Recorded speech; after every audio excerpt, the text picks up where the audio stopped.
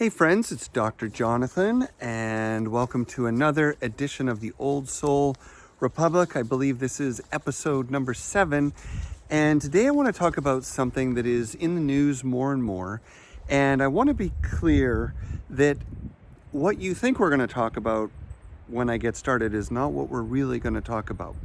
So the topic is artificial intelligence, AI, and the dominance of digital technologies in our life. Now, immediately, some of you are going to start thinking, hey man, you lost me. I didn't come here for a lecture about technology. I'm not a techie.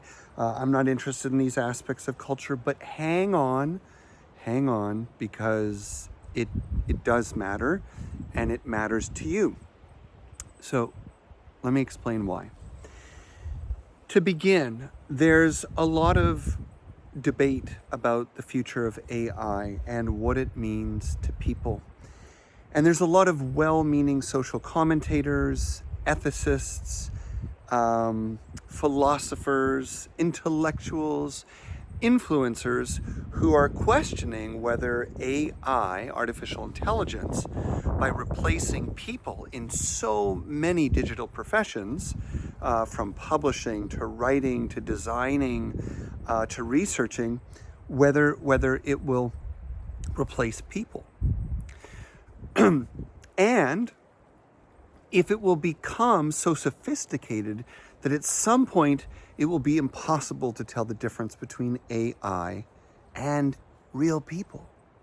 Well, what I would start off by saying is I appreciate the concern, but I think it's a little bit misplaced, and I'd like to point out why.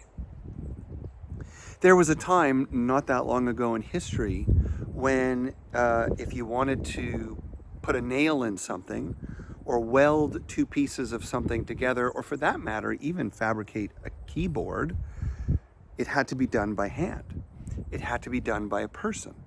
Making a table, making a chair, blowing glass, all of that was done by people until we mastered the material realm enough that we could systematize it, automatize it, mechanize it, and automate it.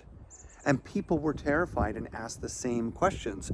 Will people be replaced? What will we do if we're not welding every single piece together? What will we do if we're not baking every single piece of bread under a carefully watched eye? How will society exist? And yet what happened, despite some regrets I have for the loss of quality, what happened is that people went on to innovate in new areas where they previously didn't have the time or energy or intellectual focus. So to the first concern that a lot of people will lose jobs because of AI, I would say, yeah, that's true. And that happens every few hundred years since the dawn of time. We went from when, 8 guys had a good gig hauling stuff around, and then someone invented the wheel, and then the local neighbor showed up and she grabbed the same amount of material and pushed it down the road by herself, and suddenly 8 guys were out of a job. You get the idea. So we have to be optimistic and creative, really, we have to be, to say, well, what will the human creature innovate, and where will we put our intellectual focus when so many of the things that we do in front of a screen are taken from us? I think that's actually kind of exciting. The second concern is that people are going to have a difficult time telling the difference between AI platforms and robots and devices from a real person. Well, I think that's kind of interesting that we would think that we couldn't tell the difference, or that it's actually possible to replace someone with something purely mechanical. But it reveals, although it reveals a good question of ethics, it reveals a flaw in logic and worldview. Ironically, it's the same worldview that was driven to create AI and technology, and it's one that says more technology is better, more material science is better, more control over the physical world is better. But we're coming to a convergence point where we're going to have to realize, or not have to realize, we're going to realize that at some point, there's only so much an artificial intelligence, a technology, there's only so much that a digital product can do before we reach the edge and discover that human beings are a lot more than we thought. You see, again, it's a flaw in logic. Will AI be innovated to the point where so much of human behavior can be replicated? It's happening, yes. But can it replace a person? Can it be indistinguishable? Well, I wonder, and I would question, how do you define a person? The exciting thing for me is what it reveals is that some things that we once thought were expendable, like the creative arts, like the senses, like intuition, and other forms of spiritual intelligence, all these things that have been diminished and downplayed and in many ways cut out from society and education in the last 100, 200 years, I believe these things can now shine, because these will be precisely the things that artificial intelligence will never be able to do. I was sitting in my office this morning working away when I just realized, all of a sudden, oh my goodness, I forgot that I let the dog out. And we have a hole in our fence, and our dog is sometimes gone for hours and hours. And I just had this strong feeling she could be at the door right now. And then from feeling, I went to thought. That's ridiculous. She's never sitting at the door. Once she's out, she's out. And then I have to go call for her. But I got up, I followed the feeling, I went to the door, and remarkably, for the first time ever, actually, she was sitting there at the door. Interestingly, in reverse, studies have been done that show that often, more often than not, pets know when their masters are coming home, even when their masters come home at irregular times or in different vehicles. So it's not pattern recognition, it's not habit, and it's not even traditional senses. There's something that connects us. And you have felt this with loved ones, and you have experienced this unexplainable human power in many moments of your life, although you've denied it or overlooked it or just underestimated its significance. Well, now it becomes more significant. What about dreams? What about the phenomena of knowing things before they happen? What about the phenomena of knowing things from times and places that we've never physically been? All these things that were once relegated to the soft sciences or the paranormal, the religious, the spiritual, will suddenly come into question as we find that more and more as humans, we have the time, the energy, and in many cases, the duty to explore what these things are now that technology is looking after so many things we thought only we could do. I'd like to bring up 4 other gifts that artificial intelligence will offer spirituality, and really by extension, I actually made a note for this one, I wanted to get them right. By extension, these are 4 gifts to the spiritual world or the spiritual community that artificial intelligence will make plain, will make obvious. The first is that artificial intelligence, if nothing else has proven, reveals how profoundly patterned and designed our universe is.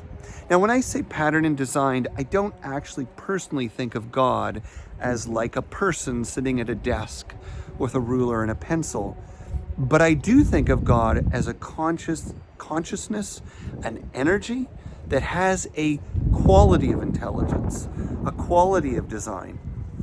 And that quality unfolds in all things, which means you can be in alignment with the universe, thus manipulating it or participating in it, or you can work against it.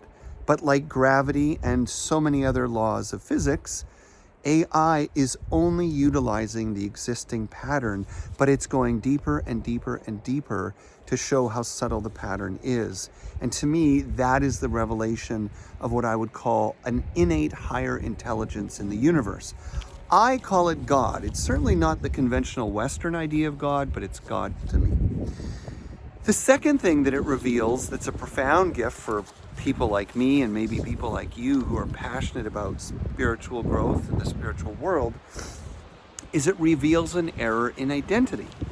In other words, if you think a computer can replace a person, then you have a narrow definition of a person. The problem isn't with the computer, the problem is with you. Now, sure, there's people like Elon Musk who seem to think that they're innovating miracles and that somehow they are about to conquer consciousness and the world itself. I would argue, no. They're just coming to the edge of dark matter. They're just coming to the edge of a black hole. They are finally going to come up against the wall that has been waiting for us and reveal the humility that has long been earned. The next thing I think I've already addressed is that it will drive us towards more of what we need. In a sense, more of who we really are. Once we realize the error in thinking that we could be replaced by technology, we then have to face what can't be replaced by technology. And let's face it, it's all good stuff. It's love, it's connection, it's intuition, it's creativity, but not just creativity like an AI app that's mashing together pictures and creating images. No, come on. I mean, that's pretty and interesting, but it's flat and soulless.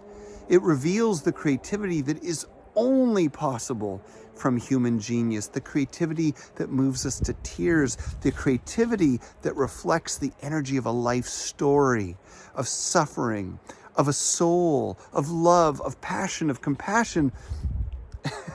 A computer's not going to do that anytime soon.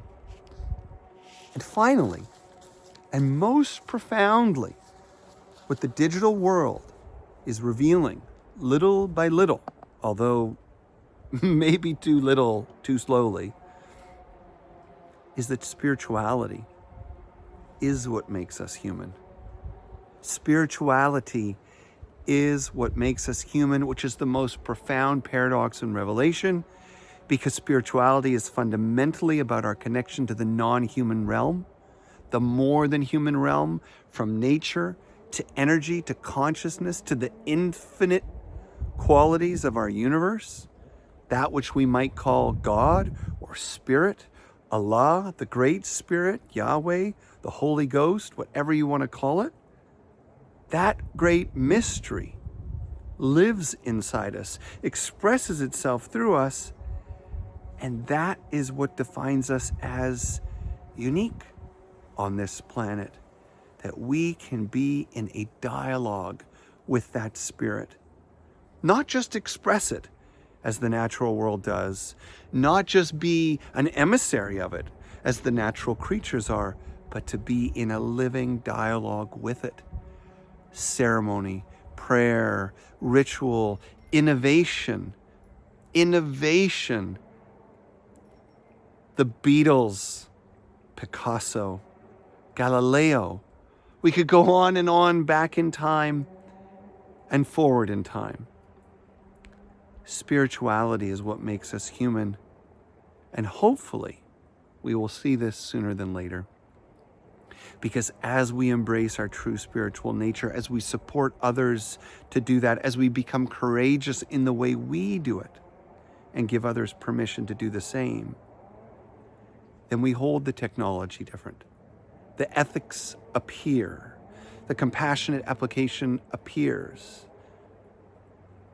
Spirituality makes us human, and the rapidly advancing world of technology and digital intelligence reveals this, because as it takes more and more away from what we thought we were, we're going to realize more and more what we really are.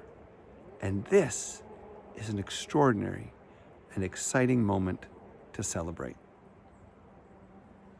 Unless we don't get it fast enough, in which case, I guess we're all screwed. All right. Lots of love. We'll see you next time. Bye-bye.